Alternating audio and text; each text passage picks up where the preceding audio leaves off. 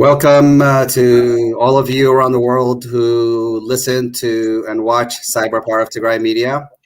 Today, we'll be discussing the crisis, the genocide in Tigray, the ongoing war throughout the Amhara region with TDF, the Amhara Regional Forces, the Ethiopian federal troops, as well as the Eritrean troops' occupation of Tigray territory, particularly in Hamara.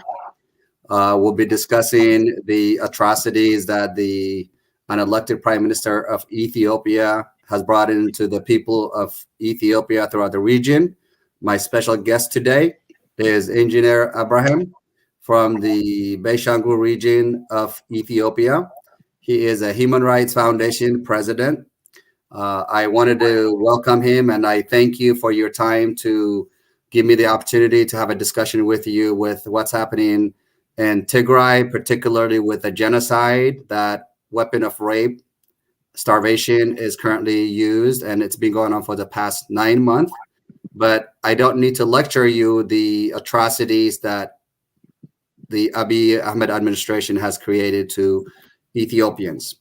Of course, when I say Ethiopians, as we speak, Tigray and the rest of the states within the federal system in Ethiopia are being under leadership that has failed to protect human rights. So, as a human right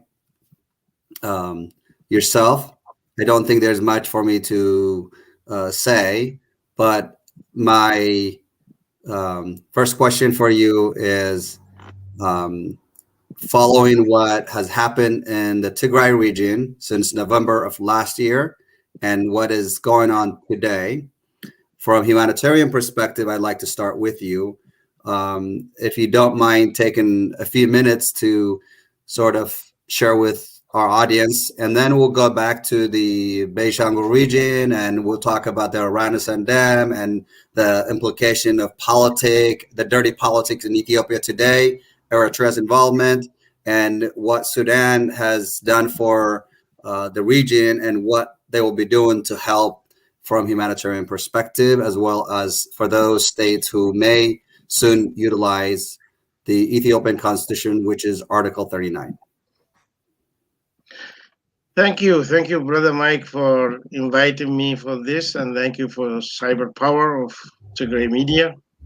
I really honored to be here speaking on this desk of yours. First of all, is to congratulate the Tigrayan people and TDF and Tigrayan in diaspora, because I consider the Tigrayan in diaspora are the frontline really fighter for the freedom of the Tigrayan people. And because Abiy Ahmed, after he told the whole world, I hate and I demolish the Tigrayans and make them like a powder, they're just waiting for the wind to scatter them all over the world. Surprisingly, the diaspora Tigrayans, whom I consider the bravest men and women of Tigray, they did a great job of yelling and crying, and I saw them marching in the snow, marching in the sun, marching in North America and South America and Europe, all over the world, telling the world the story, what exactly Abiy Ahmed is doing.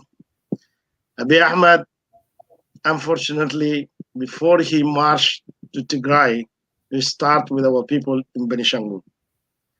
He burned them alive, especially those around the Great Bloody Dam. He displaced them.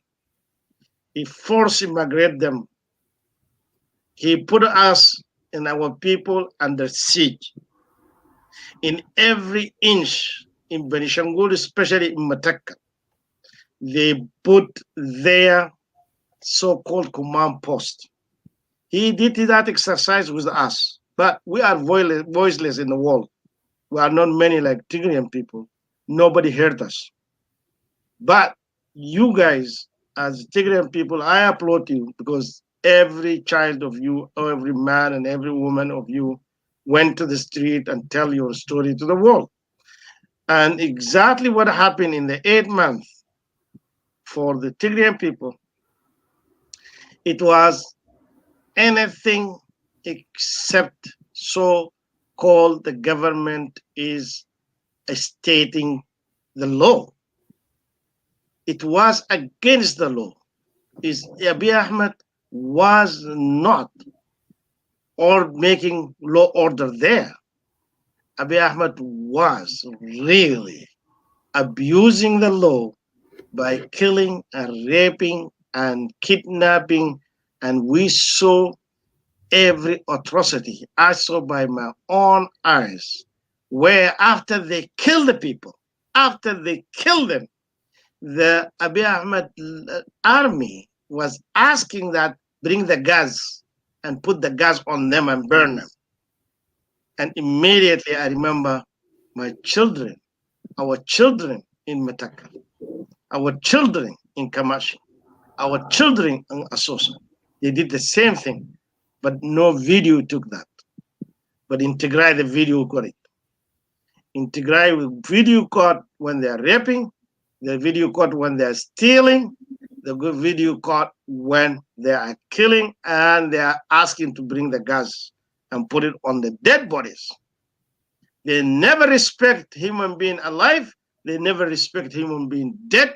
They never respect. Brother Mike, if you look what is going on in Tigray, Tigray, who made up all these people? TPLF. Who brought Abiy Ahmed? Who grew up Abiy Ahmed? Who gave the power, taught him everything? I never imagined in my life opposing this system a whole in my life that Abiy Ahmed will invite a stranger, other government, other country, foreigner to come to kill his own citizen. Not only that, he went to borrow army from Sudan. He went to borrow army from Kenya. He went to borrow army from South Sudan, from Djibouti, from Somalia. All this come and get rid of these Tigrayans. In addition, for shares for mercenary, and we hear that there is drone came from Israel, drone came from Turkish, drone came from Emirates, United Emirates. All this for 6 million people. Why? Because these people, they made their own election. Why? Because these people, they want to practice their constitutional right, the constitutional right of Article 40 and Article 39. Because Abiy Ahmed government expired. He should be making an election, free and fair election. When he refused, the Tigrayan did it by themselves. And we saw that, the whole world witnessed. People are lining up, even though there is epidemic, but they did it with the careful thing. And they did it, and we saw that. You want to punish them and kill them and get rid of them because they want to practice their own constitution. This is a shame. Abiy Ahmed should go immediately to ICC, to face International Criminal Court, because this guy is a war criminal. And the witness is what we saw from the BBC, what we saw from the CNN, the international media, Al Jazeera. Their camera got that. What the world is waiting. What the world is waiting. You didn't see ours because we don't have a media. We don't have a government. Nobody cares about us. The people there who talk about us, they just talk about the Renaissance dam being dam and water and dam being blood in water. Nobody talk about us. But you saw what exactly happened in the 8 months of atrocity. People have been starving. People have been dying. People have been killed. People have been raped. You saw that. What the world is waiting. Why they don't do what they did in Bosnia against this. Why they don't take him to international court. Why the world is still talking to him. Why the world is still want him even to sit on the table for negotiation. To negotiate with whom? The guy whose hand is red from our blood. Why we have to sit with him? His place is the criminal court because he's a criminal. Um, I can't say it any better than you have described the crisis and the atrocity that have happened and that's still in Homara taking place in Tigray. And I appreciate your been following and noticing the fight that we brought in, rather not a fight, but more awareness to the world that when evil to use all evil to destroy innocent civilians, there is no place for that. And I think to your point, the diaspora Tagaro, including myself, we were faced with the worst atrocity that we can ever imagine. And I think you point out very clearly when videos and photos start coming out when Isaias Afwerki of Eritrea's mercenaries were looting. I mean, literally stealing like spoons, like the lowest of the lowest denominator from Tigray, and yet the youngest victim of rape, we're told, is 4. The oldest victim of rape is 89. To me, it doesn't matter whether you're religious or not. I was in the Sudan. I just got back. You and I just briefly talked about it for a couple minutes earlier. In Christianity, such thing is unacceptable. And the Muslim, and I don't want to point out just a couple of religions, but in all religion, in Arabic, we know such thing is harami.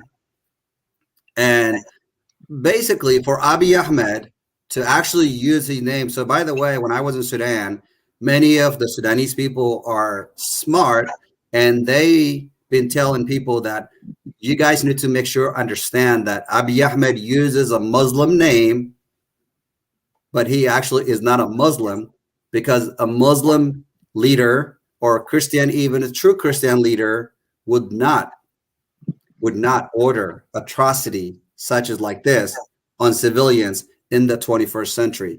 So my question for you is, what is the future of Ethiopia as a whole?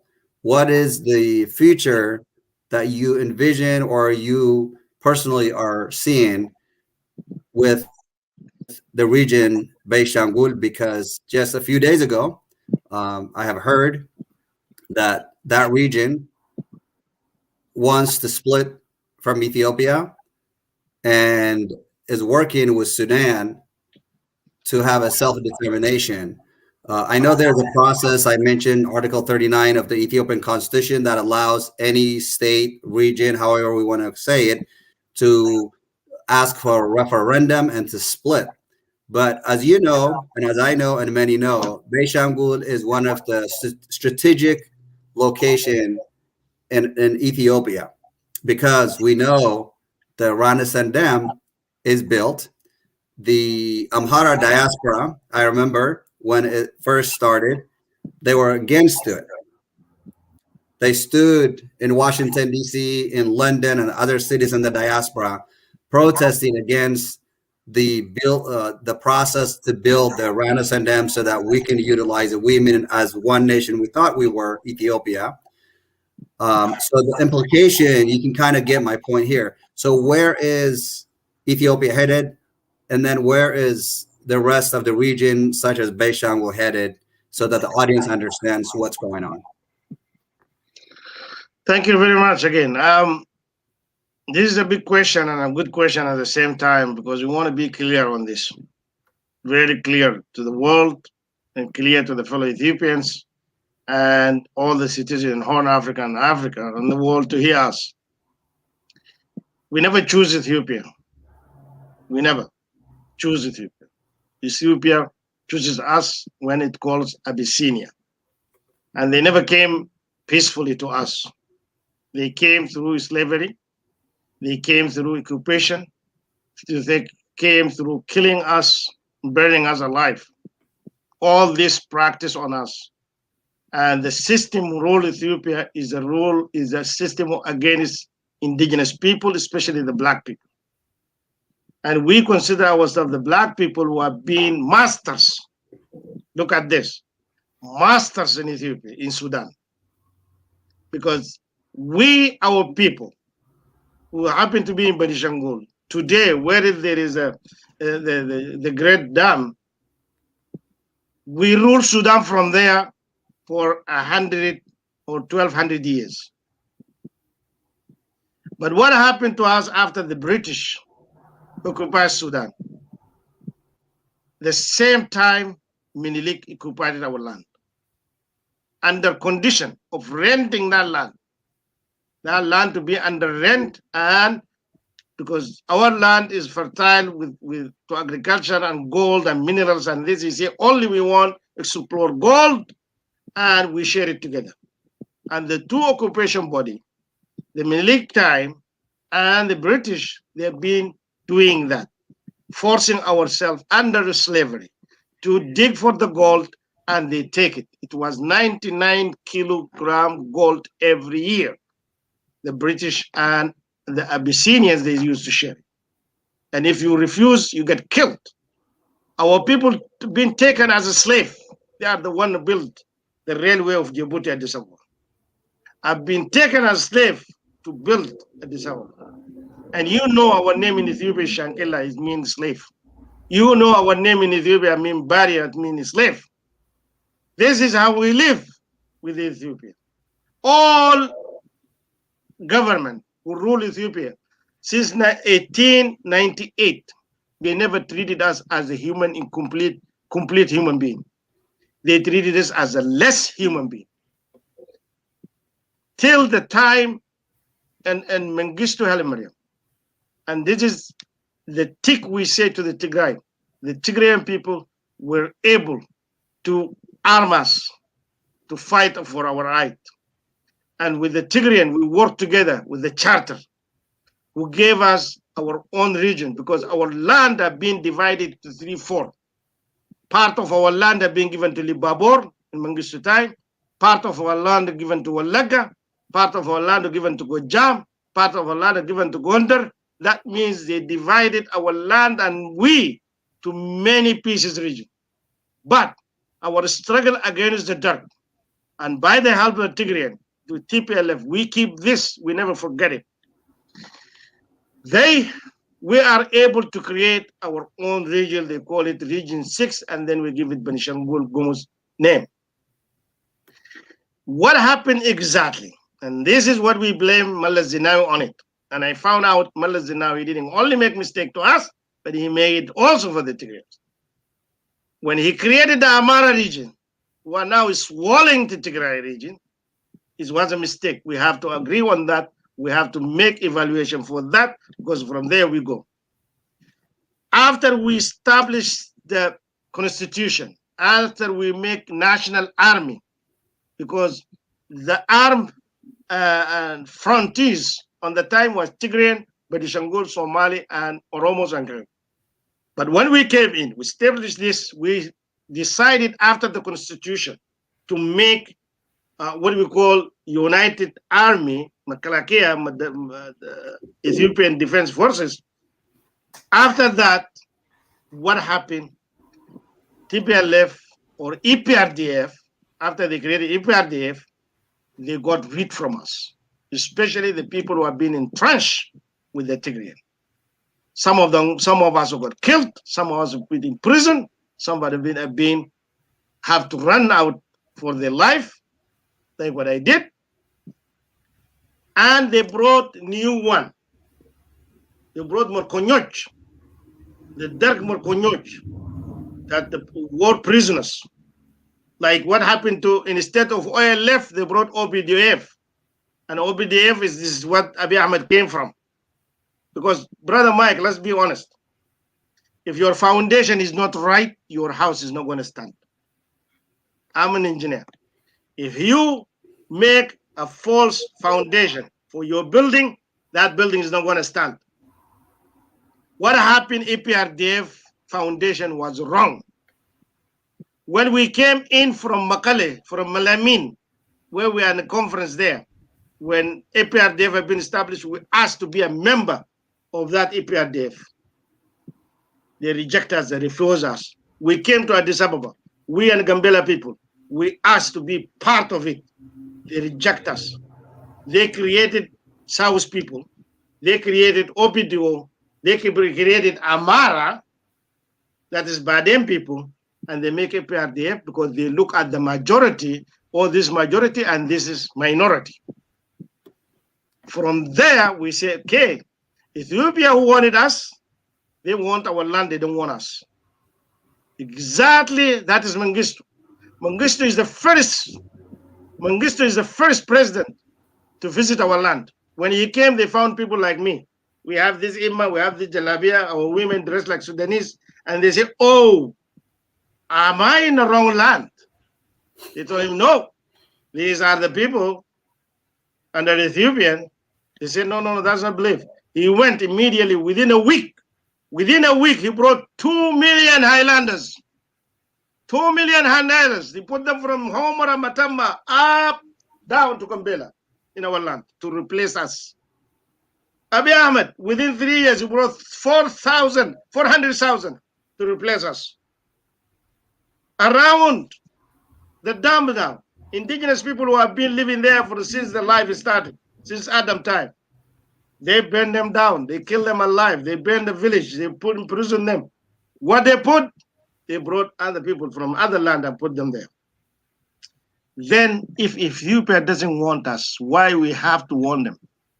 If Ethiopia treating us less human, why we have to stay under being subhuman? And we are the people who have been masters.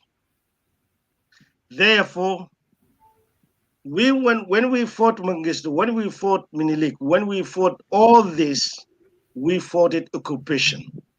And the way the British, the European, they left Africa, I think Abyssinians need to leave our land too, because they have been occupied.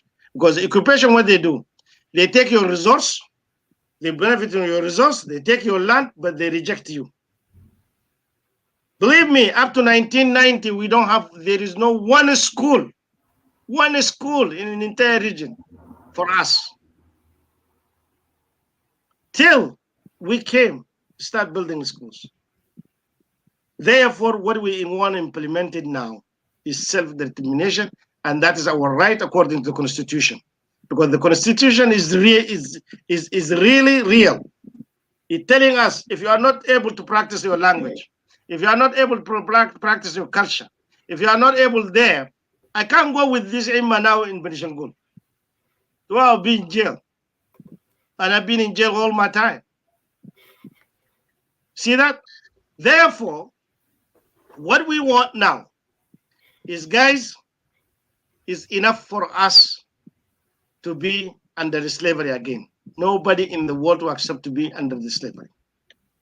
What we want now, we want that secession to be peacefully. To be peacefully and to be under the Constitution, the way the Constitution gave it to us, we want it to be. Because what we got in Ethiopia, famine, what we got, forced migration, what we got, atrocity, what we got, genocide, what we got, ethnic cleansing, and all this being on us 123 years. And you guys in Tigray, you face it only for 8 months. I know, it's a hell 8 months. And the world saw that. And I really, really was one of the people who have been angry. And my Saturday life, I talk about it many times.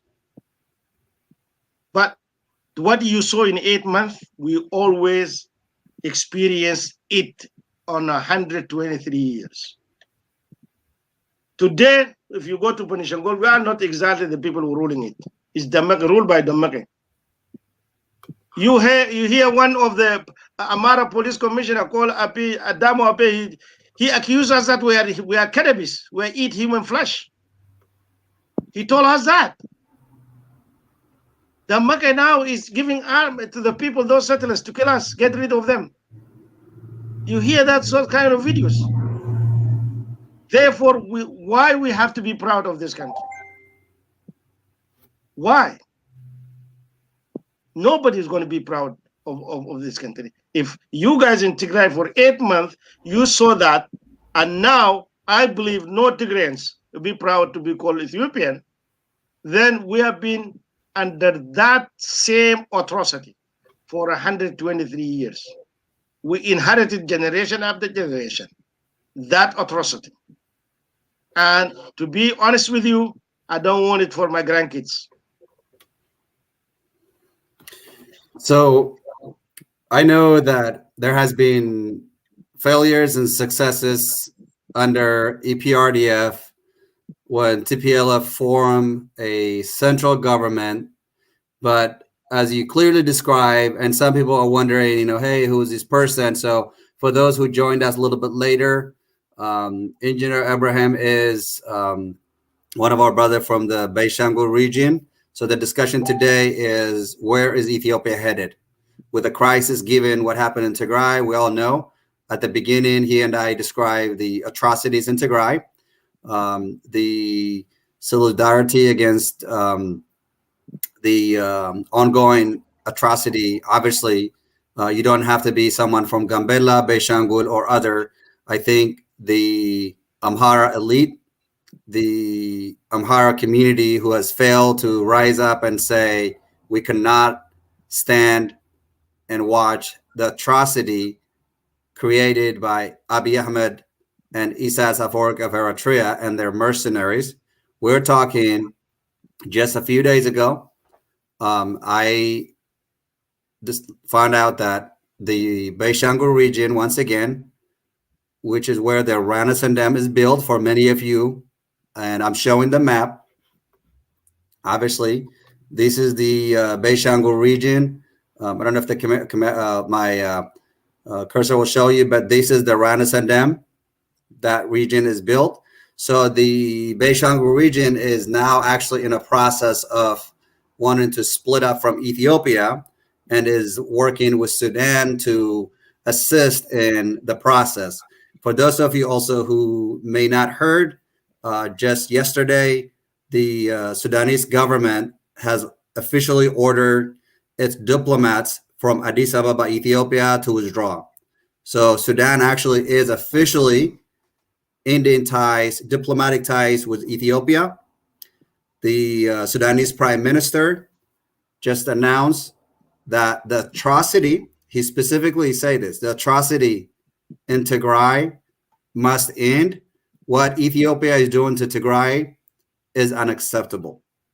I just returned from Sudan, and I know how the Sudanese people and the Sudanese government are feeling the pain and suffering of the Tigray people. But of course, I'm focusing on Tigray when it comes to atrocity, but our brother just described that they've suffered it for 120 years, if I'm not mistaken, from what he said, listening to the story, that what he experienced, the fact that even previous leaders have assumed that because he wears hijab and jalabiya, that he was not part of Ethiopia.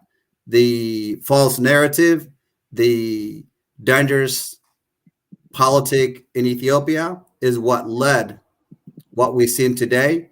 That personally, this is my view, that Ethiopia will not remain as a nation. Some Tigrayans often wonder or question what the future is going to be like for Tigray. I think the future is very clear. We have by far the strongest military we put together in the last 8 months, 9 months now, of the atrocity that was brought to us by Isaias Afwerki and Abiy Ahmed. So our brother here described, Abiy Ahmed went to Sudan, asked South and North Sudan, and asked for troops to help him to take out 6 million, 7 million, I don't know the exact number, of the Tigray people. They said no. He went to Kenya. They said no.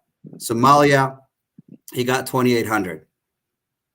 Now, he's also saying that today it's a red line. Therefore, he's arming millions of Ethiopians to come and defend Ethiopia. Well, if that's to be true, I don't know if the so-called Ethiopians, I don't know who they are today, but those, I can only speculate, the elite within the Amhara who are following him are, running all from their regions to Addis Ababa. So I want to show you Addis Ababa obviously is farther south, and it is the capital city of Ethiopia, for those of you who are not familiar geographically, but it is also part of Oromia. So the Oromo liberation fighter also are fighting for their right to exist, for them to be respected. So who does Abiy Ahmed have left now? Because the Afar region, he tried to sway them to stand and fight the TDF forces that have crossed over into the Afar region to choke Abiy Ahmed's mass weapons that he's been interning through Djibouti. So now he's sent massive troops to Afar region, and there's heavy fighting as we speak. I'm showing this map because it's the strategic part of what's happening. So we are way up there. Tigray is way up there. And I'm going to shrink the map a little bit for better view. What I want to be clear is, so we got Mekelle here, if you can see my cursor, and then you look at farther south of Mekelle. Recently, we know that the Amhara killers, the Biltzigana killers, which is the federal troops of Ethiopia, were defeated throughout Maicho, Korom, Weja, Kopo.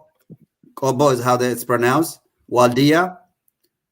We now know they're also less than 50 miles headed to Desse. I'm saying this to you guys. Typically, I don't like to talk the details of it, but we now know throughout media, other media outlets and whatnot, this has been public. And so what I'm saying right now is nothing secret. So we also have additional forces that took over Lalibela, which is over here. And the Ago people, I believe, are now declaring this area to be their region, but also Lalibela to be their capital, which is getting very interesting. And so as you can see, this is a freeway here in yellow, B22, that actually heads over to Debre Tower. Debre Tower is within reach of the TDF forces as we speak. Where is that headed? So once they cross over to Wareta, then they will be cutting off any access coming from Bahredar to Gondar. So Gondar is up here. And then we have additional forces, the Tigrayan forces, the TDF, actually have already gone over to Sokota, and they are on their way for the south of that to Gondar. And then in east of Gondar, you have the Kamat community fighting also for their existence. And then as I was talking about here, you got the Beishangul and the Gambela region is also speaking up and standing and fighting for their existence, but also they no longer want to participate in the federal system of Ethiopia, because we don't believe that soon rather than later there will be Ethiopia. The people who felt elite and thought that only they will be the leaders of Ethiopia, which I point out to the Amhara elite, which is one of the second largest tribes in Ethiopia after the Oromo, obviously, are the ones facing the challenges from TDF, Afar, Somali, and then you have Beishangul, you got Gambela, and of course, the largest population, Oromia. So when you put this various region, and of course, I'm leaving out other regions that are not as involved right now, but we can talk about the Ogaden and other regions, of course, because Ethiopia currently officially has 10 states, but there are other groups within Ethiopia, as our brother stated, that have not been officially recognized by Ethiopia at the federal level. Those groups within Ethiopia also would be seeking for split, a peaceful divorce is what I call it, from Ethiopia. So when that happens, the West is now understanding TDF is the most disciplined military enter to Afar and Amhara region. They're not looting, they're not stealing, they're not murdering civilians. Rather, they're after those who committed genocide in Tigray. They are dismantling the Amhara regional forces, and they are actually they dismantle and destroy 80% of Ethiopia's federal troops. The ones that are coming up right now, including the Amhara, actually are newly recruited. That many of them, if not by far the majority of them, have roughly about 4 to 5 days, less than a week of training how to fight a war against TDF, who is being added for 9 months now. Eritrea sadly has lost most of its young people, has no young people to recruit in Eritrea to fight.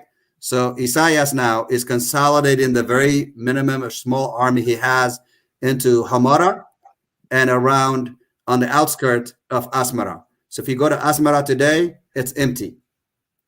It's a ghost town.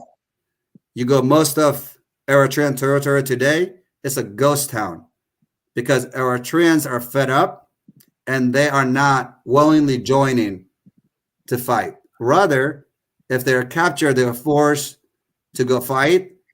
But even Eritreans now are understanding and waking up and asking themselves, why are we fighting in Tigray? Why are we dying in Tigray? So, with this analysis that I gave, I apologize. That was a long evaluation, but Brother Abraham, what I'd like you to kind of touch bases is the various tribes or regions of Ethiopia. Where are we headed, as far as a country, Ethiopia? And then again, I want to go back to my original part of the question I just lumped it earlier is what does it mean when Beishangul splits? And I don't know what Tigray obviously destination will be, but I'm sure eventually the people of Tigray will determine what Tigray future is going to be like. So my question for you, sir, is when Beishangul splits from Ethiopia, what are the implications when it comes to the Renaissance Dam and the other financial assets that Ethiopia was banking and counting, discounting the people, meaning that didn't care about the Beishangul people, but it wants the wealth of Beishangul. Now Beishangul wants to work with Sudan, doesn't want anything to do with Ethiopia. So what does that mean to the region? What does it mean to Ethiopia? And what do you envision, in your opinion, is gonna happen for the country Ethiopia? Look, first of all, I have to correct something here. I wish Sudan helps us.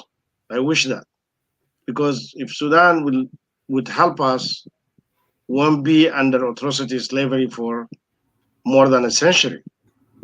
But what happened, Sudanese after independence, they just forgot us. They don't forgot that they have people under atrocity, under slavery here, and it's still the same thing to do. If I would tell you something you don't get it, that the way they welcome Tigrayan refugee in Gaddarif is not the same. Even our refugees now in Sudan is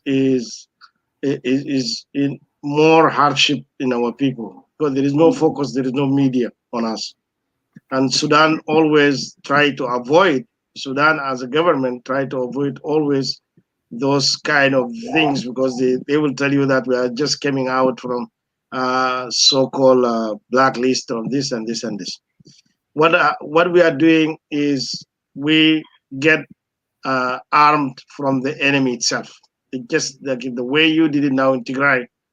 That is what exactly we do. Abiy Ahmed, when he attack us with 7 or 8 varieties of armies: the Amara militia, the Amara Liuhai, the Arbanyoj army, the Fano terrorist army, the Makalakea army, the what do we call it? The Republican Guard army, the Eritrean army. All this they attack us, but thank God our people stood firm for their right with only arrows, with only arrows That is the local traditional weapon our people they have, arrows and spears. That's what we have. Because I told you, when our people joined, our army joined the national army, we thought that we're going to establish democratic federal government, but it was false, all of this. Then, now, they brought Sidama army, that the Sidama Liu forces, and Nuer Liu forces, and Anyuak forces. So as all this now against our people. But still our people is standing firm for their right. If Ethiopia wanted us to be part of it, you can't come and get rid of it, and you can't kill us every year, every time. What is the future of this dumping dam? The dam, I will tell you the story of the dam, because many Ethiopians, they think this is a dam being made for electricity for Ethiopia and developing Ethiopia and our right on the water and all this. No. This dam is a disaster for our people. I will tell you why.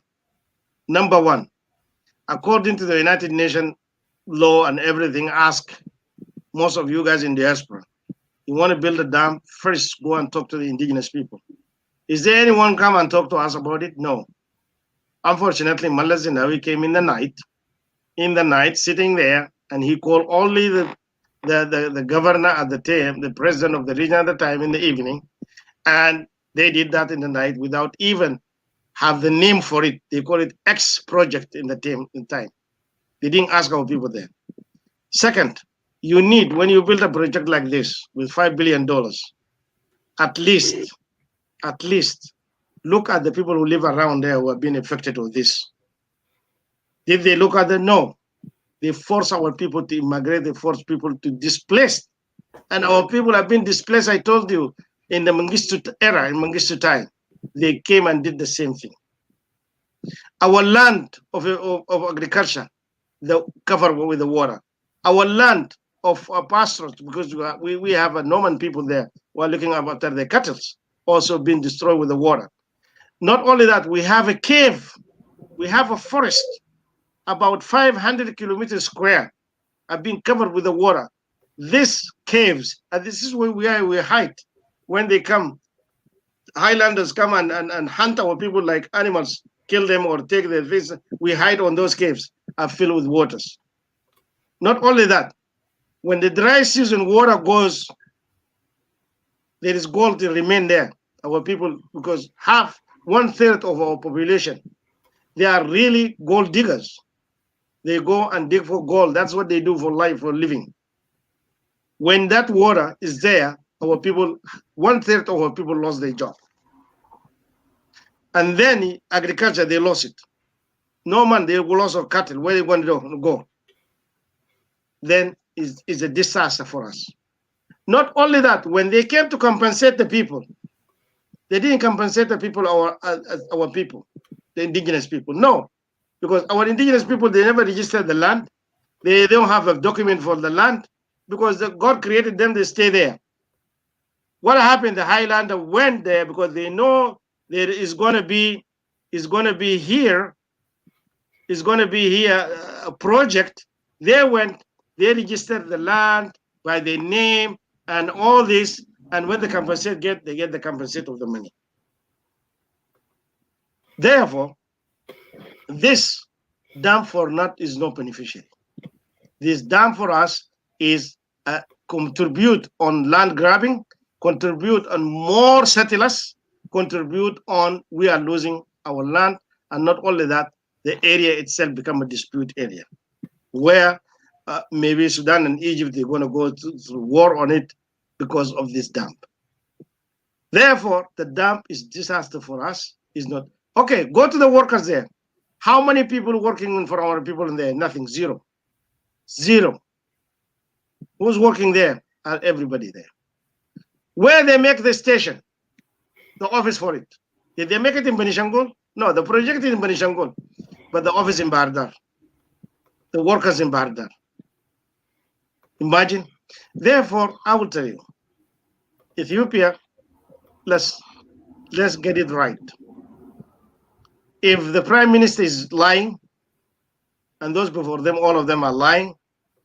If we are not dealing with the constitution we built and we make it wrong things, if you think just you can get my land and get my resource and you don't want me, then don't expect that respect from us.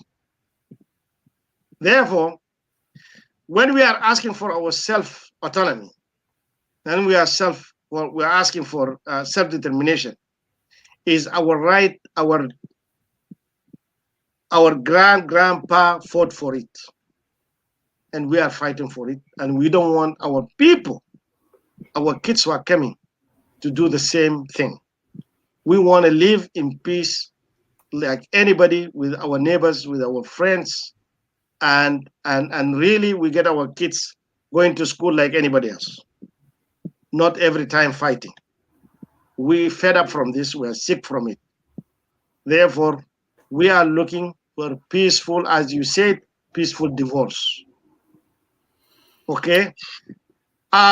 People will tell you, oh, we spent $5 billion there. I will remind people in this, from the year, look at this, from the year 1898 till 1956, Ethiopia used to force our people with 99 kilo gold from our land. Ethiopia today making $2 billion gold from our land.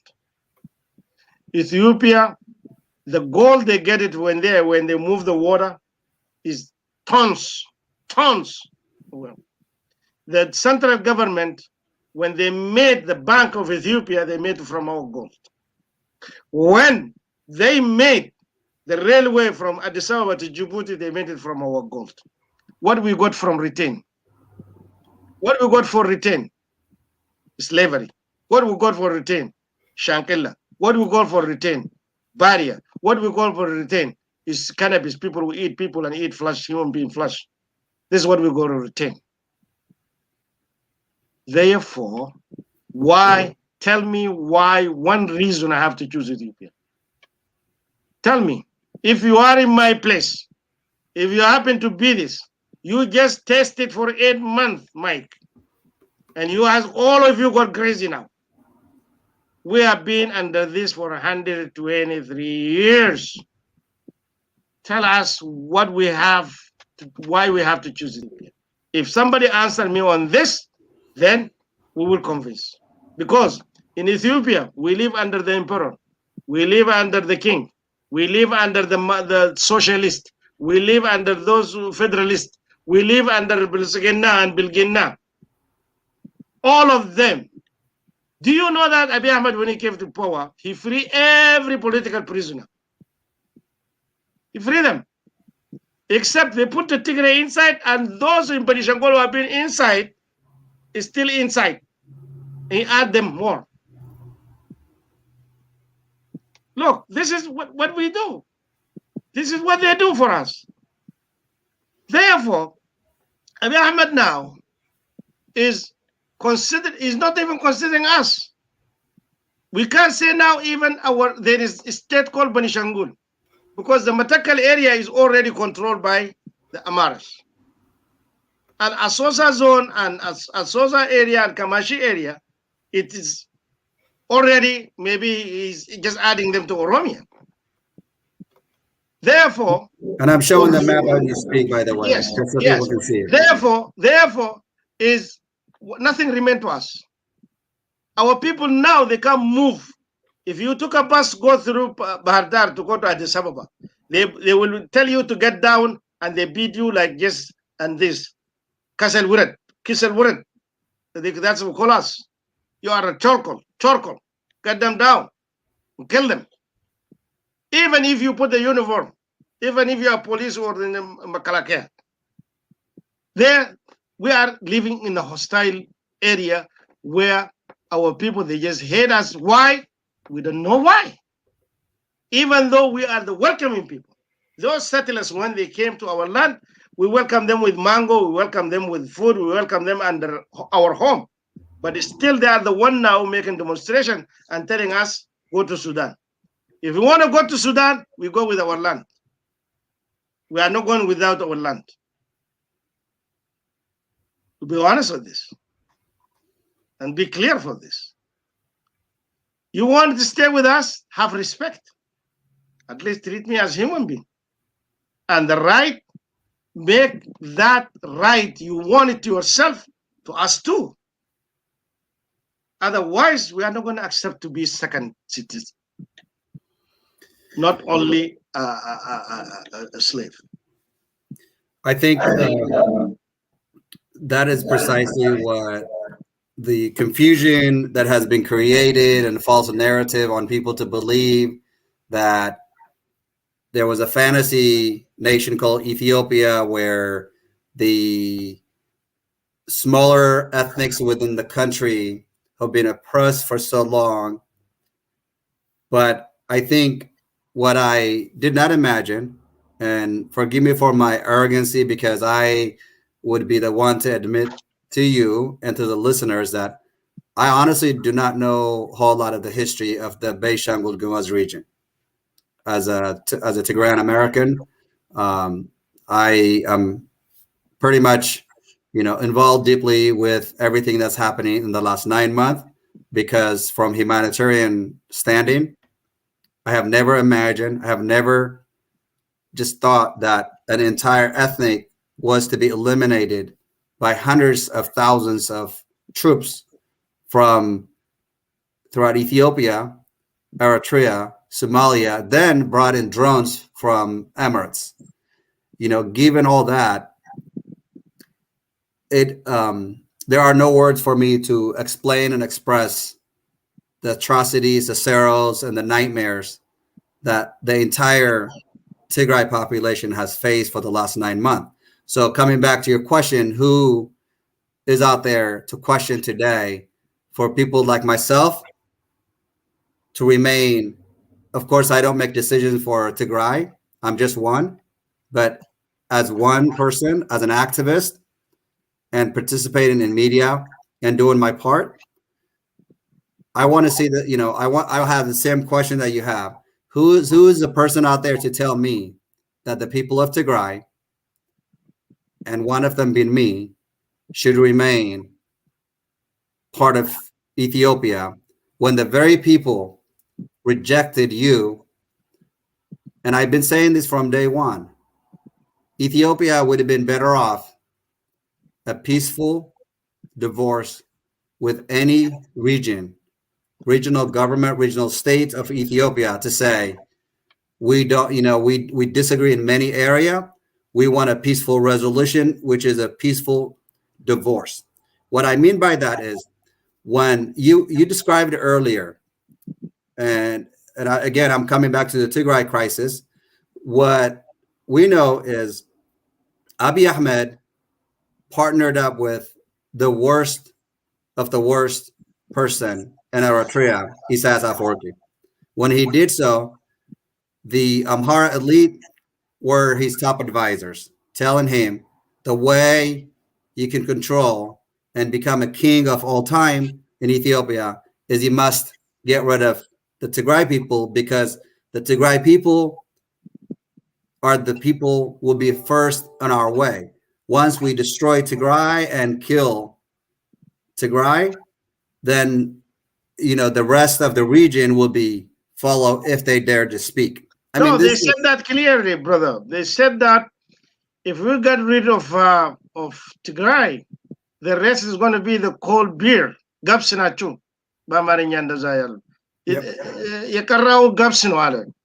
But it is, if you said, they said that if you get rid of Tigray, but Shangul, Oromia, whatever they are there, these are going to be cold beer. This is going to be a cold beer that they just drink it like this, and while they're enjoying their song. But things came out for them. They didn't expect it. I told you, I upload the diaspora Tigrayans. I say this again. You guys did the great job, and you gave the hope for those people who have been oppressed inside the home to raise up to their things and then TTDF been born and now giving us all of us hope. Because what is in my mind is we need to come together all Tigrayans, Benishangul people, and Somali people, Afar people, Oromia people. Let's sit around together as human being, intelligent human being, because we tried. I told you how many regime, the emperor, the kings, the socialists, the federalists, and all this, and now we got the centralist Abiy Ahmed. We try all this. They all fail themselves.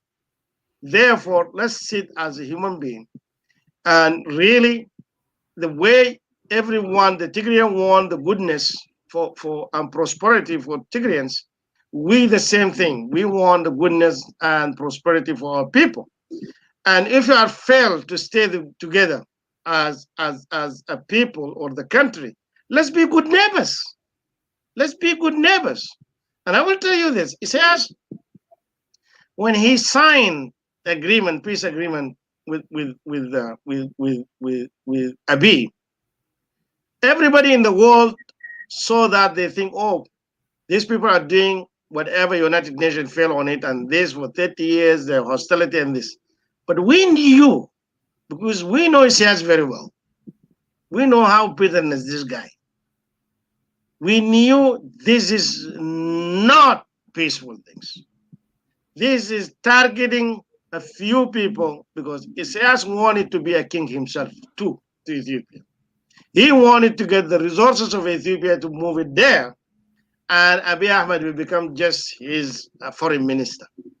He was a boy who called him, come here and sit here, and then just start laughing and hugging each other like this guy. They thought he lost his dad.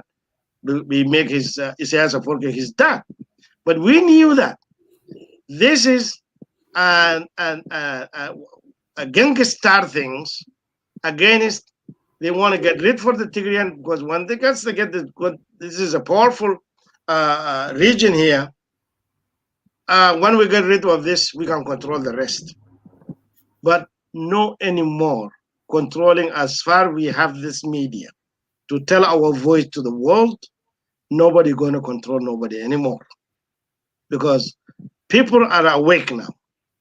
And if you think that you have a big gun, our people, I told you, with just an arrow, many times even they capture tanks and mechanized machine gun. Because you don't come to somebody in a home and you want to kill him and then he just give you a flower. This is not going to happen, and it's not going to happen anywhere in the world. Because the life you love, also we love life, and we want to protect ourselves on this life. Therefore, less intellectual people from all over the side of Ethiopia who are thinking that we are human beings, we need to sit together and we can solve our problem together peacefully without tonkol. The Ethiopian problem is tonkol. They tell you something in front of you, and behind you they say something else. They do something else. Abiy Ahmed is smiling for the people here. He digging all the land. He planting plants, and in the same time he digging graves in Tigray. He digging graves in Benishangul to bury mass people there. This is a double standard living. We don't want double standard living. Exactly the way you want life for yourself, please love that life for us too. We love life too. The one you want a good future for your children, we want a good future to our children too. Because all of us were human and we are all created equal. And we want the same hope. We have one same prosperity for our kids. You can't plant a plant in Addis Ababa and whatever in Umtoto, and in the same time, you are just cutting our plant here and drawing under the water and digging the graves for our people and sending us a drone to kill us. That's not going to happen. We have a right to protect ourselves too.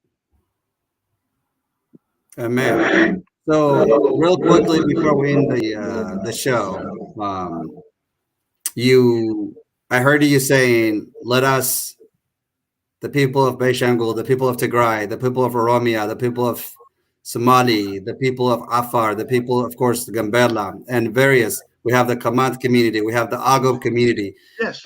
and it's really it saddens me that the various groups or tribes or regions of Ethiopia today are willing to speak together, like as you mentioned. And I've been actually off record speaking with several Oromo community organizers and individuals within the Oromo community to try to work together. And of course, with Eritreans, we have individuals within Eritreans that are also being communicating, working. Some of them have come out, protested with us, are genuinely wanting to find a solution. Do you what is, in your opinion, what is it missing that even though the Amhara tribe, and I don't want to lump everybody in one group, but the Amhara tribe, who makes up roughly about 27, 28 million of Ethiopia's population, and it's the second largest. Why are they willing to go the route that they're going, or why are the Amhara people who are normal people, because the ones that are, supporting Abiy Ahmed and dancing around behind him and living on a false narrative, I actually genuinely call them, the difference between them and us actually is I believe we're human beings, and I believe they are monkeys. Literally, they have no brain to think normal. So my question for you is, what is it going to take for the Amhara majority to really wake up and say, what is happening to the rest of the region, Ethiopia? What has happened to the people of Tigray? And what's happening even today? I mean, wherever TDF is actually capturing in the Amhara region, he's actually turning off internet and electricity. So the Amhara people actually are also now feeling the pain, not from TDF, of course, because TDF is not revenging, but just the fact that when you have shut off electricity, shut off running water, communication is completely unbearable.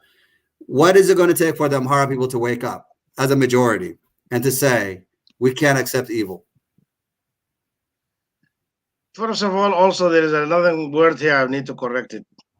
We never hear about the Amaras region till EPRDF came to the state and they gave them that state called Amaras. But I believe Mengistu Haile Mariam said that there is no tribe called Amaras. And one professor, I believe Professor Asrat, he wrote a book that there is no tribe called Amaras. But Amaras, who are the people who believe on controlling others. If you believe on controlling others, even if you are Tigray, you are Amaras. If you believe on that, you are better than other people and this, and even though if you are from Gumus or from Barta people or Gumus, Benishangul people or Gambela people, then you are Amaras. If you think that everybody has to be a slave for you and work for you, and you're being born to invade and take other people's property, then you are Amaras. Because Amaras is a name for people who want to slave others. It's a name for people who want to control others. It's a name of the expanders who want to take other people's land, other people's property. This is this. But unfortunately, the late Malazanao gave them that region, and then he gave them a legalized things to go. If you look any region now, any state, you see there is people have been evacuated from here. Who are they? They have evacuated this. This happened. Any problem you find in any place, I never hear that Gambela people invaded us, or Somali people came and invaded us, or I just didn't hear that. But always you see one of the tribes and the region, and then this. We know this area, Gojam, Gondar area, and all these here, bigger middle. What's the bigger middle? It's a Bija people. Who's the Bija people? It's the Gumus people. This area, all are indigenous people who have been living there for centuries. Kemant, Agao, Gumus, all these people have been living there in harmony. They never fought him, they didn't sell anybody, they didn't do all these things. But this Highlander, they came and then they create for themselves something unknown. Something is not experienced for them. They told themselves, oh, we are coming from the Solomon, clear, pure blood and this. They forgot Solomon. They claim Solomon himself is a black guy. Solomon is a black prophet. Adam is a black person. That's they call him Adam. The grandfather of every human being moving here was black. Genetically proved, scientifically proved, and we will tell you in Arabic the word Adam means a black, the black land, black soil. Solomon, King Solomon was black. Moses was black. The beginning of the Jews were black, even being enslaved by the black pharaohs. Listen, people, you are human beings just like us. You have the same eyes, same nose, same breath, same blood, same anything. Nothing make you better than me, and nothing make me better than you. Understand this. Either you live with people in harmony or leave the people alone. This is what just told them. Everybody think that he's Amara, he's better than anybody else. Think again. You are the person who is eating and going to the toilet like anybody else. You are not better than anybody else, and you're going to die. You have been born like anybody else, and you die. It's the same thing. Nothing will make you that master and make me a slave here. Nothing. And that is how they are one. They are, if there is an enemy for the state called Ethiopia, is those who say calling themselves Amaras. They are, because all this time, from Menelik to up to now, they failed to live with other people. They failed to live with other people. Why? Because they want to control other people. Because they want other people to come to their agenda. Because they want us to speak only their language.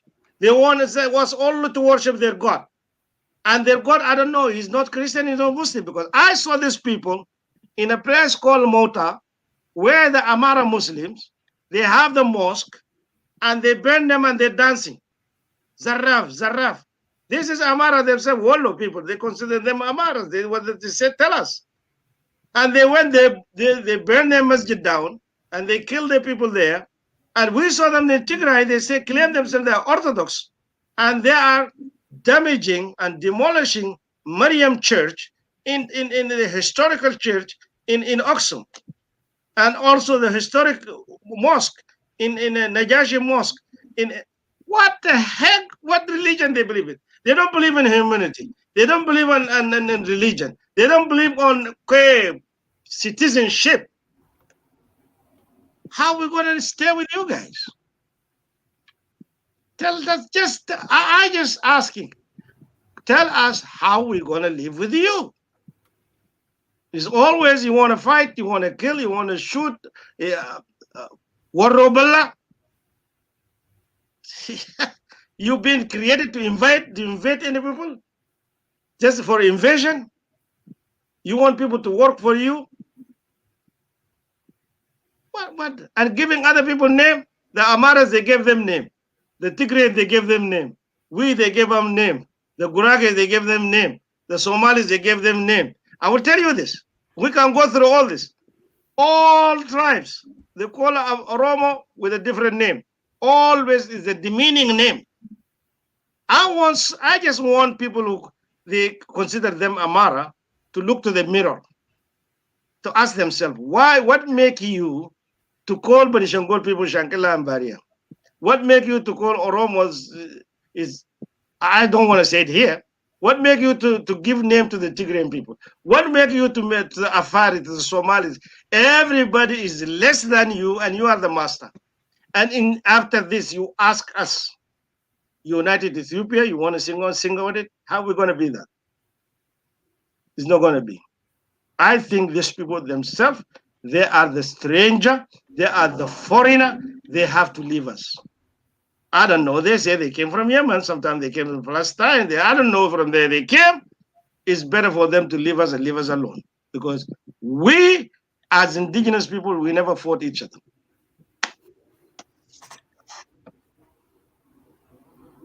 I don't even know what to say because I'm reading some of the comments that are coming. I try to post a few of them on the screen so you can see, but Yes. uh, they are pointing out how much of a fact that you're just um, speaking of, and I uh, Absolutely. I really want to appreciate you and want to thank you for giving me the opportunity to bring you on and speak to you and for you to politely outline the facts of the history in Ethiopia, but particularly the indigenous people from Beshangul to Oromia to Afar to Tigray to Afar, I mean, to various part of the country, Ethiopia, sadly, that very soon will be as a result of, I've been in other shows and I've spoken about it just a few days ago.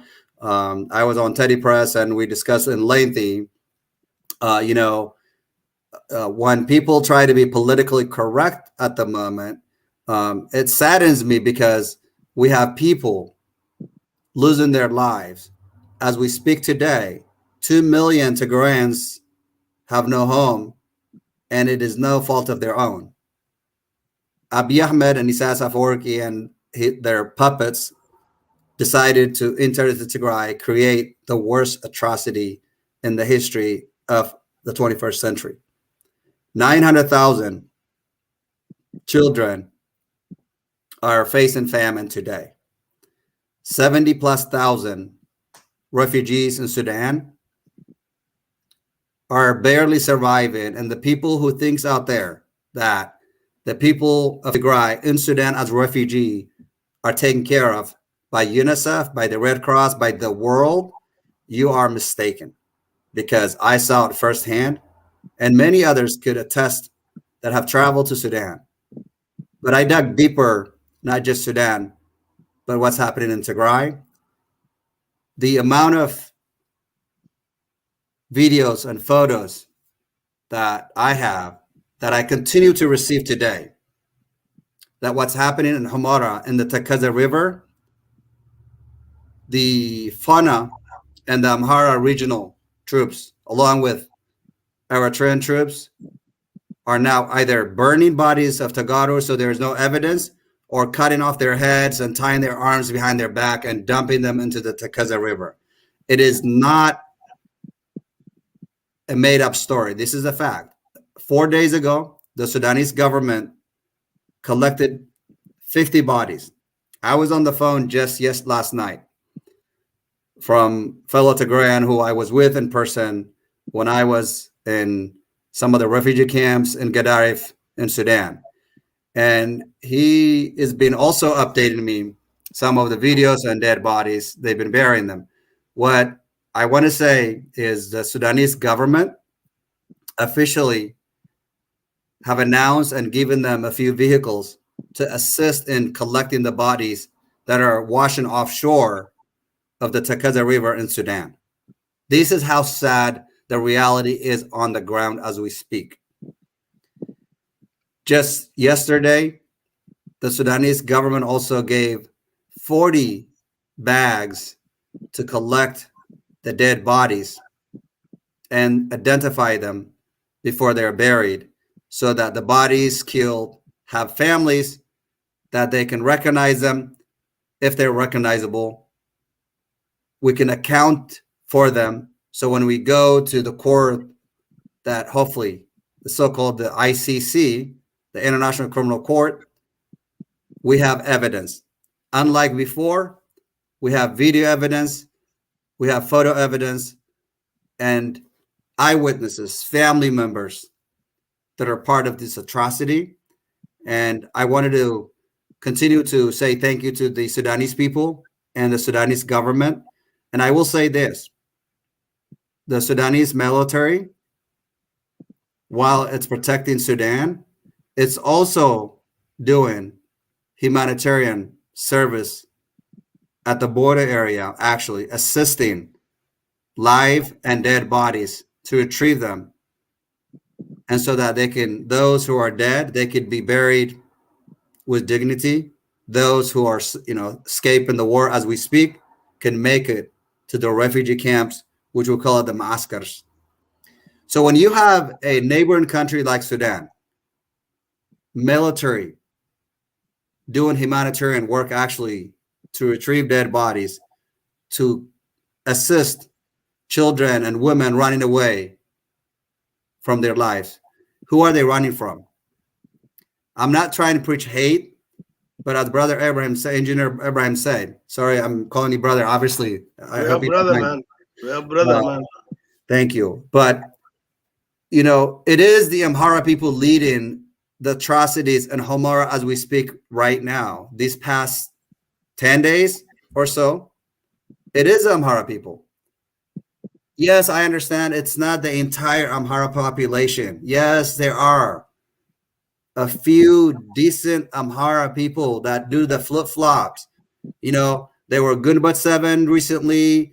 They were something else before. They're Biltzigana now. Now they're pulling themselves away from Biltzigana and they wanted to just be the good, you know, people. I get that. But when are they going to speak up? When are they going to actually turn around and shoot the weapon they have, turn around and shoot the people that are killing innocent civilians in Hamara? When are, if they really want to say there are good Amhara people out there, which I know, I assume that there are some good ones, and this is where I get myself into a little trouble, but it is a fact. I wanted to see massive Amhara people rising up saying no to human atrocity, no to children's being victim of rape, no to the starvation. But of course they're not going to say that. Of course they're not going to speak up because they still believe they have the power, they have the ability to destroy Tigray, to continue the ethnic cleansing in Tigray. Guess what? They forget how deep TDF actually is in Amhara region. Now, Abiy Ahmed knows, you know, all the leadership, they know. Some of the generals actually in Ethiopia just got rounded up and are now being arrested because they start to question what this war is all about, why Eritrea should be in this fight. So for you, asking the right question puts you in jail. And if Abiy Ahmed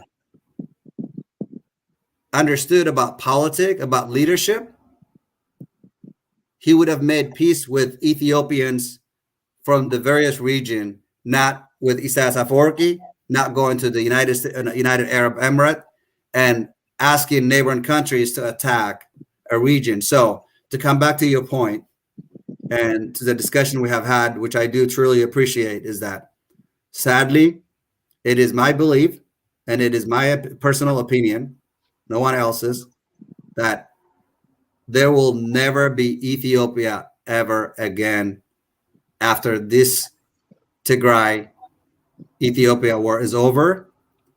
I have no doubt in my mind that we, the Tigray people, will not go to sleep until Abiy Ahmed faces justice.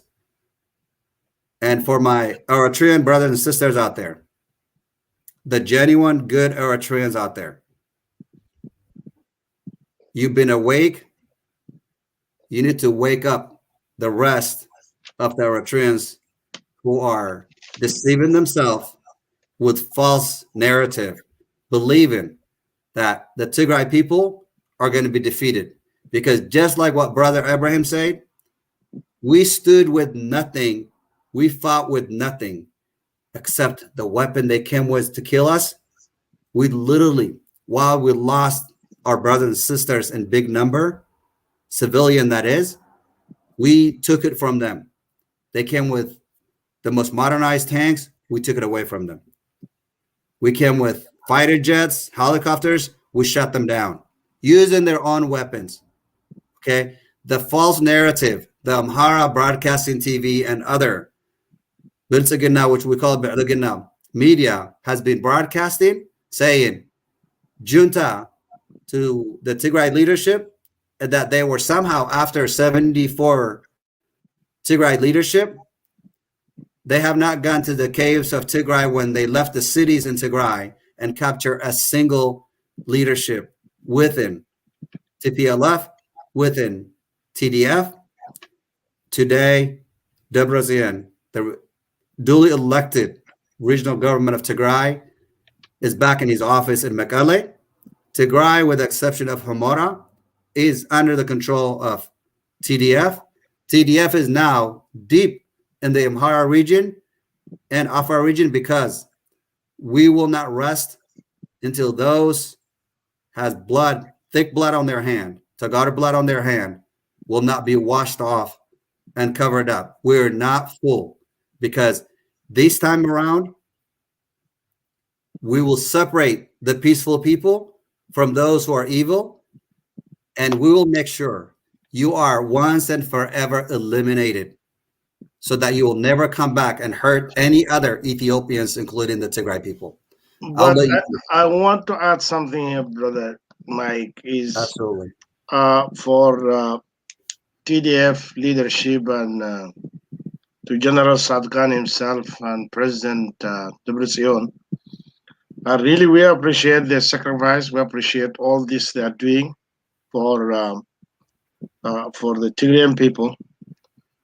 I want them to go further because Abiy now, this savage, bloody, expired prime minister in Ethiopia, what he's doing now, he has his own tools in all this region, in Benishangul, in Gambela, in Afar, in Sidama, in Amaras like Ganyo, Shagri. These people now, they are mobilizing, they are forcing young people from this school.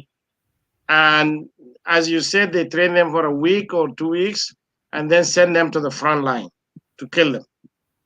And we saw the war prisoner in there. These people are not trained. Most of them are pregnant women and all those things. I think TDF has a right to arm those who are standing for the rights in every state, so as to stop. That is the only can stop those Bilsagina members who are forcing young people on all those states and regions so as to go on to join their false army to come and kill you guys. Because what they're doing now, they're mobilizing also. They're mobilizing from Benishangul, from Gambela, from Afar, from Somalia, for everybody. Send us. Tigray is coming to invade us, and we're going to fight them. The Tigray, they have a right also to sit with leaders. Benishangul today, in Benishangul, there's Benishangul DF, there's Benishangul Defense Forces. Yesterday, they controlled one of the zones, Kamashi zone. Yesterday, they liberated some camp and this on Matakat. This TDF should join hands with those. The same as in Afar and this, because there is nothing hidden. These people, they come into you with a gun, you can't give them flowers. No. Because they kill you. And they happen. We saw Mr. Sabhat is a 90 years old guy, old man, they tied his hands. We saw a woman get raped. Then you have to go beyond Tigray, is get a hand, because atrocity will get us together now. We are in the same boat now. We are in the same boat now with this guy. This guy is not going to stop. He's now making agreement to buy gun from Azerbaijan. We got a leaked news that he bought 50,000 guns, and he bought 11,000 snipers. He bought how many things, and they're gonna bring them with the aeroplane, with using civilian aeroplane. They're using Ethiopian airlines. They're using Boeing. They're using civilian voyage to carry gun, so as to kill us. Why we don't come together? Yes, you guys got and a lot of equipment from them, you need to share that. Because that is a way nobody's going to be free unless all of us free. Nobody is going to be free unless all of us are free. These people, they are not going to stop on this because this has become a habit for them, a habit of go and kill people and they don't care. The irony of these people, they are the one who kill you and they are the one who cry. Like what happened in Maya Khadra. Maya Khadra, for example, they are the one who killed the Tigrayan, and then they took the bodies, they make it their own body, and they start crying. They did the same in Matakal. They did the same in Kamashi. They kill our people, and then after they kill them, they went, they bury them, this is their own body. They are very good actor. They lie in everything. They want to cheat the world. But the good thing, the videos, these videos now, and these cameras now, thankful technologies, is doing a great job. Therefore, I think TDF want to go further. The way now they join hand with the Agau people, with the Kimat people, with the Afar people, go further. The same thing do with the Benishangul people, do with the Gambela people, and go further because nobody is free unless all of us free. Oh, you got it. The reason we're crossing over through Guandar and going over to Debre Marcos and all those area. We're crossing over to you guys' area, so that would be a joint force right there too. And then you put together the Benishangul, you put together the Kamat, the Ago people. Then you got the Afars already merged in with us. So before they know it, what is left there? Then we'll be marching to Addis Ababa pretty soon, because the only way that the illegal activity by Ethiopian airline will stop is not by negotiating. We spent 7 months asking Ethiopians, Amhara of Ethiopia, to negotiate, to stop the war. And imagine when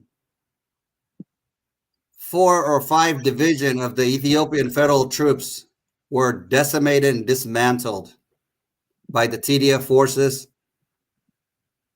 What happened?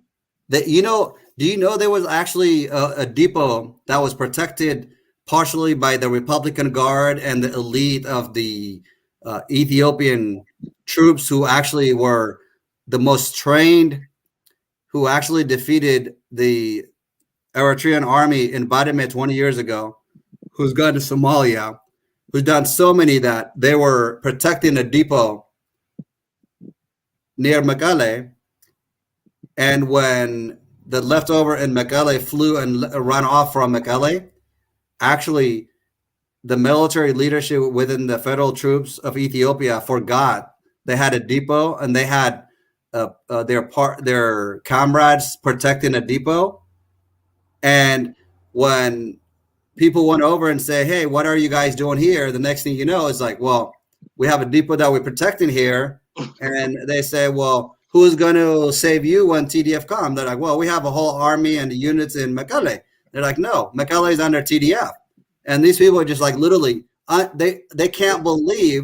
They were shocked. Yeah, they were shocked. So when TDF went over and within 6 minutes, the war in that area where they capture what I think it was like roughly 1,000 plus special forces plus the depot they were supposed to protect, that they only fought for 6 minutes total before they actually all gave up. And so, talking of to your point, the amount of weapon that had been captured and left behind in Tigray is actually blessing, because imagine if any or portion of that advanced weapons had been somehow on the hands of Isaias Afwerki and his mercenaries. Imagine the ability for them to use it against us. So I think I'm with you. Hopefully that soon, not far from now, TDF will continue the movement that they're making headed towards Gondar, Debre Marcos, and probably the road to Bahradar is going to be cut off pretty soon. And when the Beishangul, the Kamans community, and the Ago community already is joined forces with TDF, the rest of that region joins and puts together the military that it needs. I think that will become unstoppable. And when the Kamat community takes over Gondar as their capital, Ago takes Lalibela as their capital. I think you were mentioned earlier, Asosa is about to be handed over. Hopefully, between the Beishangul and the Oromo in that region and the Gambela communities will come together, not fight, but sit down on the table like adults. Because in Addis Ababa and Asmara, we don't have adults. What we have is thieves and killers led by Isaias Afwerki and Abiy Ahmed. So we can't go to that denominator. Absolutely. Yes. So for those of you who are not familiar, the Beishangul region of Ethiopia, I have the map out here for you. So this is what you see, the circle. Obviously, I'm going off of Google. I did not draw this map. I just pulled it out of Google. That's what you see. Addis Ababa is farther down here, as you can see. Lake Tana is over here. Debre Tabor is over here. TDF is very close to Debre Tabor as we speak. Sokoto is under TDF control. I mean, of course, we cover all of these. Waldia, they're headed to Desse. It'll probably be within about a week or so, a couple weeks, give or take, before they capture and take over Desse. If Ethiopia genuinely has an army, by now it would have held a position and fought back to the point where TDF would not be advancing at this pace. And imagine how fast they're moving. So for those who are thinking that Amhara militia and EPRDF Biltzigana is going to save you, you are mistaken. But the civilians throughout Ethiopia, throughout Eritrea, pay attention to what's happening with TDF. If you think that TDF at this point is going to back down, you are mistaken. Lastly, I want to point out to the people who don't understand, it is extremely difficult to build a military in such short period of time. The Tigray Defense Forces, to build an estimated 5 to 6 corps in such a short period of time, multiply that by anywhere between 25 to 30. So what you have in Tigray today is professionally trained forces that numbers between 100 to 150,000 and growing, because the refugees in Sudan, the folks throughout Tigray, Tagaru, are not looking to go to Europe, to come to America, to go to Australia, to go to Canada, to go to New Zealand, and what have you. They're looking to stay in Tigray. Those in Sudan wants to go back to defend our land in Tigray. So for the Tagaru all over the world, my return from that region was a blessing. I feel, and I always will feel, the luckiest Tigray to touch my soil, to go to Sudan, to meet so many amazing people, not just Tagaru, but the people of Sudan. To sit around and have discussions. People who, our brother Abraham, were in Jalabia and what have you. And to talk about, for me as a Christian person, to sit down next to a Muslim brother or sister and to discuss about the atrocity, we weren't thinking about each other's religion. We were thinking how leadership in Asmara and Arat Kilo Addis Ababa could turn such evil and allow 4, 5, 6-year-old girls be raped by military. how 80, 90-year-old women be raped, nuns from churches, Aksum, as Brother Abraham mentioned earlier, Al Nagash. These are historical sites that at any price, any soldier should be thinking protecting, not destroying.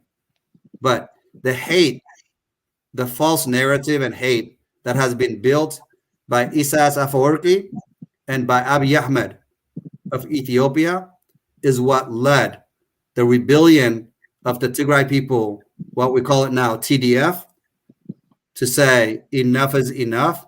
So thankfully, Muslims and Christians and other religion or non-religion people of all wake of life in Tigray rose up from nothing to becoming what we see today, probably the powerhouse military in East Africa. And we're going to continue to work with our brothers and sisters throughout the region who wants peace once and for all, not just for the selected elite, not just for those who can speak well, not for those who's got a bigger pocket. Money and weapon may temporarily hurt people, but when people are united like we have been Tagaru, like Brother Abraham said it, we stood up. We didn't care if it was 100+ degree. We didn't care if it was snowing. I mean, of course we did care, but we left our jobs. We went throughout the country, throughout the world for those who did co-protesting all over the globe. We cried, we screamed peacefully, and the world heard us. We shut down multiple embassies all over. We choked Abiy Ahmed from the diaspora when he thought the diaspora was dead. Little did he know the diaspora became his nightmare. And we, as human beings, again, Sudan is further away from Mekelle, but the rest of the Amhara region, like Desse, like Waldia, like Lalibela, like other part of Ethiopia, is part of Tigray. You can't have Amhara has no border with Eritrea to say that Eritreans are their brothers and sisters, Tagars are their enemy. So for the Amhara people, my specific message for you, stop trying to live being delusional. Open your eyes and ears. Reality is catching on to you. And when reality catches on to you, where are you going to live? With whom? If you can't make deals with your neighbors, if you can't respect your neighbor's territory, you just like what brother said, you want to treat people beneath your shoes, and you want to tell us that we as human beings are less than you. Look what happened to America. America tried to control slavery. Black people in America were treated as second-class citizens. I know it's not a perfect example, but when people woke up, look what happens. When George Floyd was murdered, look what happened. The word came together. Whites and blacks from all over the world came together. Look what happened to his killers. He's guilty. So for those of you who try to wash your hands from the atrocities in Tigray and the rest of the country in Ethiopia, time is not on your side. It was a few months ago. Today, the people of Hamara do not deserve the atrocity that's been committed. And for those priests in Europe who are actually asking people to raise money and pay to the Ethiopian troops to kill Tagaru, let us not forget. We will never forget you by out there publicly going out and saying, we need to raise money. We need to pay people to come and kill Tagaru. This is not the kind of thing that we will tolerate. With that, I've been going at it for a little longer now. I'm going to let you have a few things that if you have anything you would like to say, And with that, we will end our program. I'm hoping that you'll be joining us in the future, that I would like to invite you again, because there's a lot to talk about. There's a lot to cover. And I hope that you'll give us an opportunity to come back and to discuss further as time permits. Yeah, thank you again. What I want to say to all fellow Ethiopians, and especially those people who are being like us under atrocities and oppressed, don't think what happened to us and to our brothers in Tigray or what's going on in Oromia is going to stay there as far Abiy Ahmed in the power. Abiy Ahmed, I think he's a sick person, narcissistic person who need a psychiatric, because I observed this guy since he came to power 3 years ago. Everybody helps him. He was the first to kill him or to damage him. Let's start from his family. I think he's grown up by the guy he carries his name now, Ahmed Ali. Ahmed Ali visited him once when he became prime minister. He never said a good thing about his father. He only praised his mom. And we know that his mom has passed away. But the living father who growing up, he never praised him. After a week visiting him in the palace, the guy got sick. Everybody is saying that Abiy killed him because he doesn't want to tell his secret. Abiy, the first thing he did, he came through EPRDF power, even though we don't agree with the EPRDF program. But he came. It wasn't EPRDF. It wasn't TDF. He never come to the even in TPLF. It wasn't be the power. He got the power through that. The first thing he did, he dismantled it. The first thing he kicked out TPLF. The first thing he did, he changed even the name of it. He went to the Amara region. The first thing he did it. Those generals who are there, who were competing with him in the power, he got rid of them. He killed them. General Asare, kill him. The guy who worked in the dam, he killed him. He went to the meeting, but he took them. He accused them, all these people are corrupted, and he put them in jail without court. I can imagine in the country, you go the same army, people who are in the army, you have been your fellow armies. He got rid of them. And those who have been keeping peace in other countries like Sudan and Somalia and this, because their ethnic group are different than him, they caught them in jail, they took all their ranks and all of this. This is happening, and he claimed he's a Christian. And he claimed these people who are fighting with him are Christian.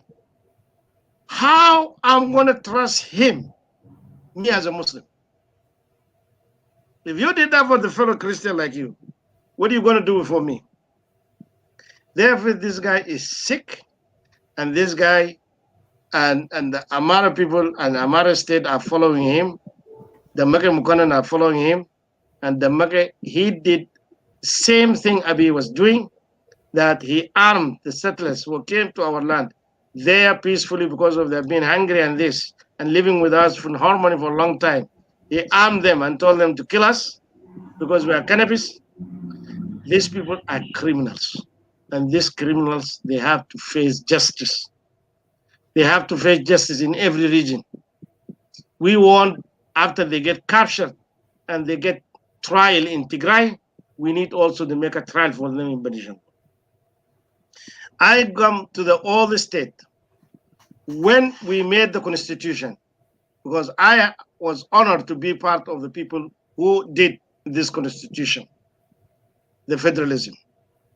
We thought that there is going to be united Ethiopia under the federalism law, under the law, and going to be democracy, and then we don't need army. We created a national army. But what happened is the state itself took us to jail and jail us and kill us, and all this, and federalism become false. The problem with Ethiopia is trust. Nobody trustworthy. Nobody to trust. And the state always is a terrorist state. The state always will use the army and use the money and use the budget of the state to kill the citizen. If there is an enemy for all Ethiopians who live in Ethiopia, is the state itself. That is why you force people who want peace to raise the arm. This is what you did to Tigray. Tigray, they gave you the power. They left the power. They went home. They left for everything. They have been ruling for 27 years. If they are good or bad, they just leave it to you. You follow them. We did nothing for them. We didn't even have one minister. In the whole history of Ethiopia, they never gave us one minister. The whole history of Ethiopia, they gave out only one ambassador. And they went to kill him. Okay?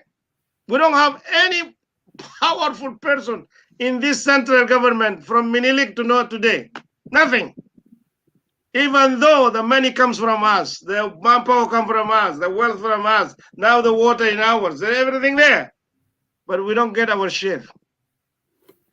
What we want, the state failed to protect us. The state failed to treat us as a human being. The state failed on this. What we need, let's sit together as an adult, wise people, peacefully. Because war, when this bullet get out from the gun, doesn't know the enemy or the friend. It doesn't know the foe or the friend. Whoever in front of him, that bullet is going to shoot it. Therefore, we don't want more bloodshed. We don't want more fight. We need to sit to be good neighbors. Good neighbors. Why not? The European in the First World War, there have been 6 million casualties killed. The Second War, 30 million. Then they learned, white people, they sat together, they said, why we are killing each other? Let's split it. Norway, whatever, British, French, German, they made many countries. After they sit together, they built the country, they developed the country, then they came together. Now they are making a European Union. These Americans, they fought 200 years. They couldn't fill it together. Then they split it. Then they came 13 countries together. And then now they came in 55 countries together. And they even give us a chance to come and live with them. Ethiopia, we failed to sit together. That means it's not the end of the world. Let's get everybody his own home. And after that, let's develop our area. When people, they get awareness, we get respect to each other. We have dignity to each other. Why not? We Africans in the end. And I will tell you, now we are all in North America. We work with the Filipinos. We work with the Hindus. We work with the indigenous people. We work with the Europeans, with the white. We live under the law all together. Christian and a Muslim and non-Muslim and non-religion people. Atheists, we are all live in one law, under one law, because everybody is respected there. We fail to do that in Ethiopia. Therefore, till where we're going to continue fighting each other? My grandpa fought. My grandpa fought. My dad fought. I came and I fought. And my son now is fighting. Till when? What is the end? What is the end? Let's be wise and sit together and solve our problem. I know if we are in the steering table, we will solve the problem. Thank you for you, Mr. Mike. Thank you for Cyber Power Tigray Media. I really appreciate this, and I'm waiting for the next opportunity. Thank you very much. You're very welcome. I appreciate you. We appreciate you. Obviously, I've been reading a lot of comments. They have nothing but love for you. I love them too. I love them. Tell them I love them too. Thank you. Yes, and we love the Tigray people. We live together. We've been there. We shared Kita together. And there's a fascinating thing they're saying. Basically, they enjoy how much of the history that you're clarifying and outlining the fact and they're just calling like brother who's learned his history and knows what is going on. Typically we get a few negative and whatnot, but what I'm seeing is so many positive people just appreciate you, and I think at the beginning a few people were confused because it's not funny, but when you say Mengistu actually thought when he came to Beishangul that he thought that you guys were Sudanese. He didn't realize that he was in Ethiopia. I had a few people asking at the beginning, is like, because there's a false narrative in our mind psychologically where when people saw you, they're not thinking that Muslims exist in Ethiopia. I mean, we know they do, but at the same time, Jalabia, the assumption people immediately think is like, oh, Sudan. Oh, so anyway, you've been amazing. Yeah, this thing I want to clarify for people. And when the European came to occupy our land, even so Ethiopia can free from that, but not actually really, is these borders wasn't there. There was no borders. From Eritrea, from Makale, from Oxum, you can go and live West Africa and go move around. People are moving around. There is no actually borders. And that's what happened. The British, when they came, for example, if you looked at the Tigray people, they are the same Tigrinya in Hamasin and this in Eritrea. They're the same people. But Isaias, because he's cuckoo guy, he just denying that. But this is the same people living there. You get, for example, Bani Amr, got this, the same thing. You get Afar in Ethiopia, it's Afar in Eritrea, Afar in Djibouti, Somali in Ethiopia, Somali there in Kenya, Somali, there's Oromos in Kenya, and this. We same thing, we're Sudanese. Originally we're Sudanese, I told you. Our people, they ruled Sudan for 1,200 years in the kingdom called Black Kingdom. Black Kingdom, that's the name of it, Black Kingdom. That's the name. In Arabic, Al-Mamlaka Zarqa, that means black. It's 1,200 years. Go back and it's called Fung Kingdom. How many times we fought with the Sirisiu, with the Yaso, with this. But it's still, they have been African there. They've been there, been sitting there. But this history, because those people who rule us, they don't read even history. Mengistu was a stupid guy. He never read history to know. There is people here, yes, they are in this territory. Is that what our choice? No. But after we become there, we fought, we won, we can live together. But we are being rejected all over the time. Why we have to beg? To prove to the people we are Nutsu Ethiopia.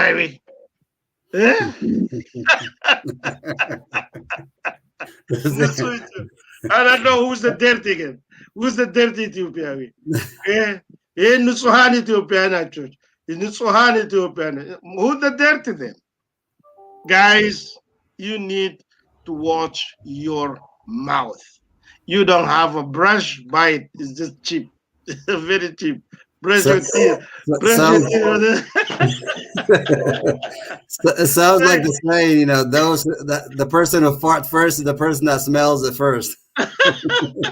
Yeah, and the Sahani to you go like they are the very pure Ethiopians. Okay, who's the dirty one? They are funny. They are funny. Really, sometimes make us to laugh because it's really when we look at the atrocities, and you see it all over. I don't think there is any place who's safe because I told you the only enemy we have is the state itself. Yep, absolutely. Absolutely. Thank you very much. Thank you so much. So for those of you who's been patiently commenting and positively supporting Engineer Ibrahim, we appreciate you. So again, he is very experienced gentleman from the Beishangul region. I just earlier announced that the Beishangul region have made a decision that it no longer is interested in remaining part of Ethiopia.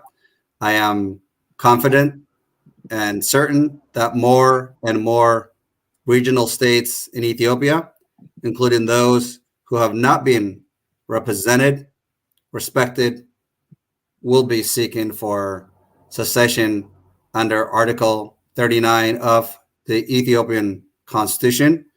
Um, what Ethiopia means in the future, I have no idea. But I created an email at the beginning of the war that was declared on us, on the people of Tigray. The email is like this: it's Tigray 2025.